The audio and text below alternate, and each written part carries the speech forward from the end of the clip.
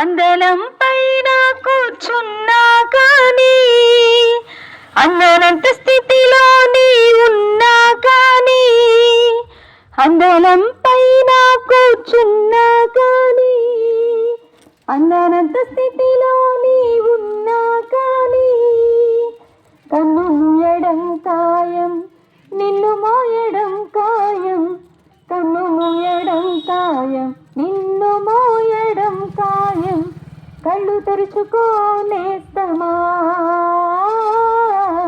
తెలుసుకో యేసుని మిత్రమా.